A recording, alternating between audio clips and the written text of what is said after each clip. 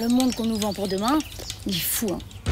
Des voyages en hyperloop à 1200 km/h, des livraisons par drone, des robots humanoïdes dotés d'émotions et à notre service, des humains augmentés grâce à des implants cérébraux ou même des voitures 100% autonomes. Bon, ce monde-là, il nécessite des ressources, hein. Mais ça, pour Jeff Bezos, c'est pas un problème. C'est le boss d'Amazon. The good news is that if we move out into the solar system, we have unlimited resources. Alors, est-ce que c'est vrai? Est-ce qu'on va vraiment devoir aller chercher nos ressources dans l'espace? Ou est-ce que ce monde que nous vend notamment Jeff Bezos, c'est juste un fantasme de mégalomane multimilliardaire? C'est à ça que je vous réponds dans cette vidéo. C'est profond? Hey. On descend fort, là? Bon, on n'y est pas encore à tout ça, hein, l'hyperloop, les humanoïdes. Par contre, ce qui est certain, c'est que déjà aujourd'hui, dans la manière dont on vit, on en utilise la blinde des ressources. Ma voiture, mon téléphone, ma maison, mon vélo, la caméra qui est en train de me filmer, ma lampe de poche. Quand on parle de ressources, en fait, on parle de ça. Des minéraux non métalliques, comme la pierre ou le sable, des minerais métalliques, comme l'or, l'argent, le cuivre, le fer. On a des énergies fossiles, comme le charbon ou le pétrole. Et puis, on a aussi des ressources agricoles et forestières. Et en fait, cette dernière catégorie, c'est tout ce qui pousse dans le sol. Ça se renouvelle, ça vit. Alors, à condition de pas trop dézinguer les sols, pas trop polluer, ça va continuer à pousser, ça se renouvelle. Pour les 3 premières catégories, là, en fait, on puise dans des stocks. Et on le sait, la taille de la planète, elle augmente pas, quoi. C'est pas infini. Donc, forcément, à un moment donné, on va arriver à la limite de stock disponible. Et clairement, on en consomme de plus en plus des ressources. Voilà. Ça, c'est la quantité de ressources qu'on utilisait en 1970. Un peu plus de 30 milliards de tonnes par an. Alors, on retrouve les 4 catégories dont je vous parlais, hein. Et ça, bim, c'est ce qu'on consomme aujourd'hui. 106 milliards de tonnes de ressources. On a plus que triplé la quantité de ressources en 50 ans. Alors tout a un peu augmenté, hein. Les ressources agricoles et forestières, les énergies fossiles, mais surtout, il y a beaucoup plus de minéraux.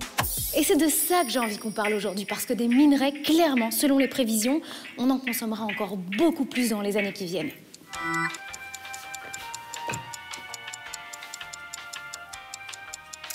Ok, alors, l'aluminium. En 2050, on estime qu'on aura besoin de 110 milliards de tonnes d'aluminium. L'aluminium, on l'utilise dans les voitures, les avions, les fusées. Le cuivre. Le cuivre, on estime qu'en 2050, on aura besoin de 50 à 60 milliards de tonnes. Le cuivre, on le retrouve par exemple dans tout ce qui est câble pour avoir Internet partout dans le monde. Le nickel, ça c'est pareil. Le nickel, on le retrouve dans les batteries de nos téléphones ou les batteries des voitures. Et là, selon les estimations, en 2050, on aura besoin de 5 à 6 milliards de tonnes de nickel. Bon, vous avez capté, hein. La liste est hyper longue, mais on n'a pas 1000 ans. Mais la question que je me pose, c'est est-ce qu'un jour, ça pourrait finir par coincer? Genre, est-ce qu'il n'y en aura plus? En tout cas, Jeff Bezos, le boss d'Amazon, lui, il pense qu'il n'y en aura plus ou pas assez. C'est d'ailleurs pour ça qu'il a fondé Blue Origin. Alors pour l'instant, il organise des petits voyages dans l'espace pour des riches et des célébrités. Oh my gosh! Mais à plus long terme, son idée à Jeff, c'est de pouvoir envoyer des millions de personnes dans l'espace pour vivre et travailler. What happens when unlimited demand meets finite resources? The answer is incredibly simple.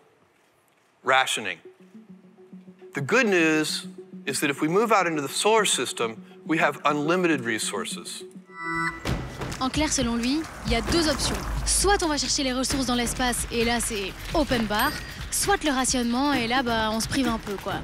Est-ce que dans le futur, on va devoir aller chercher des ressources dans l'espace ou est-ce qu'on va devoir se rationner ici sur Terre? Je pense qu'on va aller dans l'espace. Dans l'espace, je ne pense pas, peut-être dans des milliers d'années, mais pas pour l'instant en tout cas. Non, on va de toute façon tout utiliser dans la planète ici. Qu'est-ce que vous allez aller chercher ailleurs? J'espère qu'on va rester sur Terre, hein. Se rationner sur Terre, certainement. Il serait temps qu'on se rationne et vite fait, quoi. Faut repenser la manière dont on consomme dans la vie de tous les jours. En fou, moi j'ai pas de téléphone, j'ai pas de voiture. Je me priverai d'avion, d'internet. J'ai pas de portable, j'ai pas de micro-ondes. J'en sais rien, c'est désolé, mais... Mais c'est ton futur! Ouais, mais je suis très simple. Mais le futur, il attend pas, quoi! Bon, on va poser la question à un expert. Un expert en ressources. Philippe Biwix. Ce qui est marrant avec lui, C'est bon? On s'installe? c'est que je le vois toujours un peu comme un scanner à ressources. Genre, il fait un arrêt sur image et il est capable de visualiser tous les minerais que t'as sur toi. Philippe, avec toutes ces ressources qu'on utilise, est-ce qu'on peut se dire qu'un jour, il n'y en aura plus sur Terre?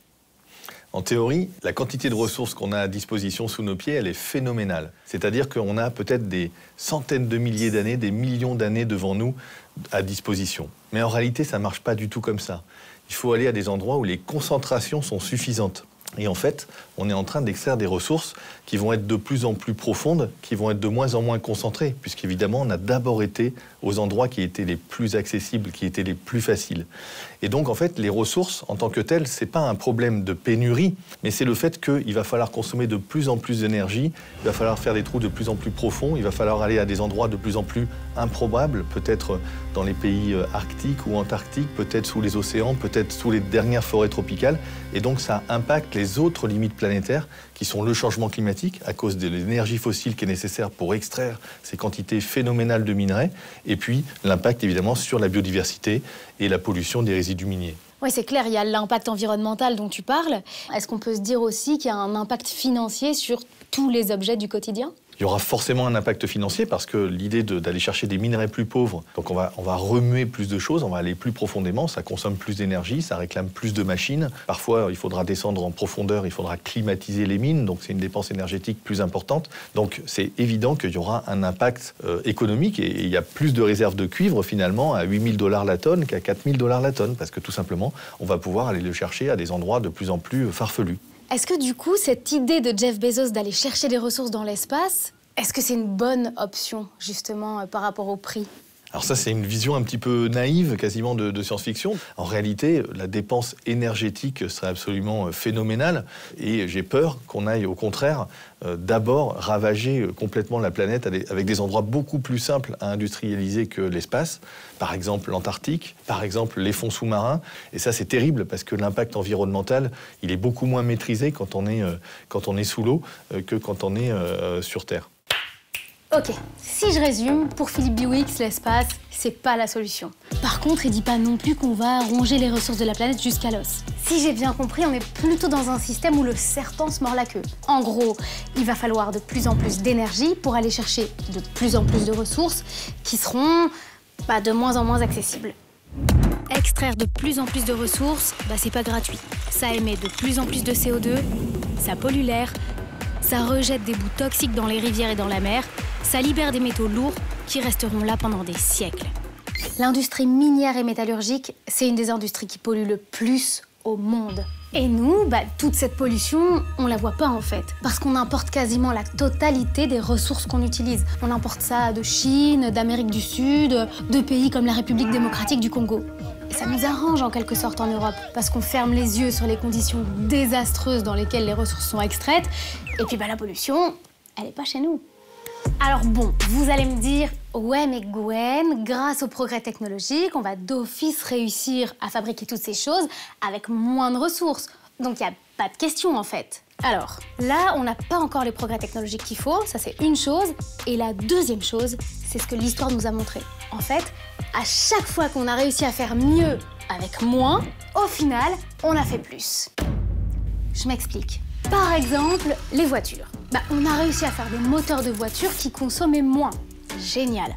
Sauf qu'en fait, on a roulé plus dans des voitures plus grosses grâce à ces moteurs qui consomment moins. Et du coup, au final, on a consommé plus de ressources et plus d'énergie. Et c'est pareil pour les avions. On a réussi à faire des avions qui sont plus légers et donc qui consomment moins d'énergie. Sauf qu'en fait, aujourd'hui, on en fait voler beaucoup plus. Et des exemples comme ça, en fait, il y en a plein. Ça a été prouvé, ça a été théorisé, ça porte un nom, l'effet rebond. En clair, à chaque fois qu'on a réussi à faire mieux, au final, on a fait plus. Bon, puisqu'aller chercher des ressources dans l'espace, c'est pas la solution, la question à se poser maintenant, c'est est-ce que le rationnement, c'est vraiment tout pourri? Ça, c'est un truc dont Philippe Biwix parle super bien dans sa bande dessinée Ressources. La bonne nouvelle, c'est qu'il y a des pistes pour consommer moins de ressources sans que nos vies deviennent super compliquées d'un coup. Genre, les éléments de l'espoir. C'est trop mignon ce nom. L'idée, c'est d'aller chercher dans la croûte terrestre des éléments qui sont présents en abondance, parce que généralement ils sont plus simples et moins polluants à extraire, et puis de concentrer toutes les innovations autour de ces éléments-là. Alors on parle du fer, de l'aluminium, du magnésium, du silicium aussi, et il y a d'autres pistes de solutions en plus. Comment on fait pour économiser des ressources? Il y a deux moyens. Le premier, c'est d'économiser ce qu'on va injecter dans le système industriel et économique, faire de la sobriété à la source. Et le deuxième, c'est de faire durer les objets. Comment on fait le premier? Eh bien, en fait, on pourrait d'abord beaucoup plus mutualiser, partager les objets. Est-ce qu'une voiture c'est bien utilisé? Est-ce qu'une perceuse qu'on a tous au fond de son garage c'est bien utilisé? Est-ce que les bâtiments sont bien utilisés? On sait qu'il y a des bâtiments vides d'un côté et puis on continue à en construire de l'autre. Donc il y a plein de manières de s'organiser pour finalement continuer à avoir des biens et des services, mais mieux les utiliser et donc avoir besoin de moins en fabriquer. Et puis la deuxième manière de moins fabriquer, eh bien, c'est de faire durer les objets. On a déjà des objets qui durent très longtemps. On peut penser au tramway, au métro, au train, aux avions. Ils durent 40 ans. Et puis par contre, les smartphones, eux, ils vont durer 3 à 5 ans et les voitures 10 à 15 ans. Est-ce qu'on peut imaginer un monde où on aille un peu mieux réparer son aspirateur, son fer à repasser, les objets du quotidien? Et ça, finalement, ça permettrait une économie phénoménale de ressources. Bon, après, est-ce que ces solutions-là, elles ont vraiment du sens si on met ces solutions en place juste à l'échelle européenne? Si on est les seuls à s'y mettre, est-ce qu'on y arrive? Moi, je crois que c'est vraiment possible parce que, de toute manière, les solutions, elles sont vraiment à différentes échelles. Il y a des échelles qui vont être vraiment très locales. Imaginons de subventionner ou d'aider à la création de hypercafés localement ou de maisons partagées du bricolage où on peut se prêter des choses. Et puis, il y a des choses sur lesquelles il faut se mettre d'accord à l'échelle internationale. Et en fait, il faut jouer toutes les échelles en même temps. Moi, je pense qu'effectivement, il y a vraiment une carte à jouer sur la question de la sobriété en ressources. C'est-à-dire que plus on est dans une économie linéaire où on a besoin de 50 pays différents pour fabriquer nos objets et les changer tout le temps, et bien plus on s'expose à des petites embrouilles géopolitiques, et plus on est au contraire dans un monde de la réparation, du réemploi, de l'entretien, et bien plus finalement on gagnera en indépendance et en sérénité, en autonomie finalement sur notre destin. Quand j'écoute Philippe Biwix, je trouve ça génial. Et en même temps, parfois je me dis que c'est aussi un peu idéaliste de se dire qu'on va réussir à inventer un autre système où on posséderait moins de choses, on se les partagerait, on utiliserait moins de ressources parce qu'on les recyclerait. Sauf qu'en fait, ça existe déjà. Alors, à plus petite échelle, ok. Mais c'est ce que fait Mathias, par exemple, à la Matériothèque à Tournai. C'est un endroit où on récupère, on recycle, on réutilise des matériaux de construction et des outils.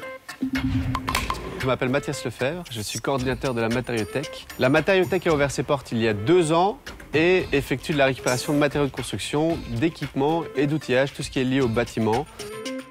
Pour réduire le gaspillage lié à la construction, qui est un des domaines les plus polluants de la planète, on parle de plus ou moins 200 tonnes par an de matériaux de construction qui sont réinsérés dans le circuit, dans l'économie.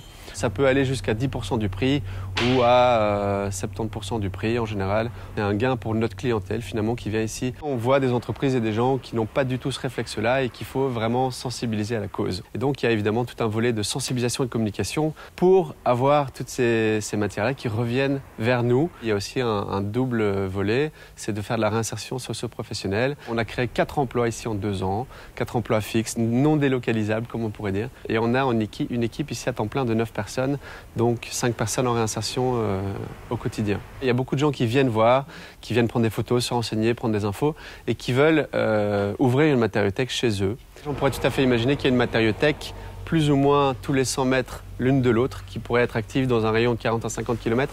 Alors moi, ça me tenait à cœur de monter ce projet-là, pour simplement que ça existe. Aujourd'hui, on démontre que c'est faisable, et qu'on peut le faire, et que c'est viable économiquement, etc. Et donc, ça participe à l'élan général de récupération et de protection de l'environnement. Ok, alors, qu'est-ce que je retiens de tout ça? D'abord, non. En fait, a priori, on va pas aller chercher des minerais sur des astéroïdes. On a tout ce qu'il faut sur Terre, à condition de l'utiliser intelligemment, bien sûr. Alors c'est sûr, hein, c'est moins spectaculaire qu'une mission spatiale, mais c'est beaucoup plus réaliste. L'idée, c'est pas de revenir à la bougie, c'est juste de faire mieux avec ce qu'on a, en augmentant la durée de vie des objets, en les recyclant, en les réutilisant, etc. Puis peut-être que pour finir, il y a une question qu'on peut se poser, qui pourrait faire l'objet d'une rédaction énorme. Est-ce que le progrès, c'est plus d'objets connectés, ou alors c'est plus de bon sens? Allez, c'est ici que je vous laisse. Abonnez-vous à nos pages, il n'y a pas de Planète B sur Insta, Facebook, YouTube. Ovio, faut rien rater de nos vidéos. Bisous, et puis bonne chance surtout. C'est fun.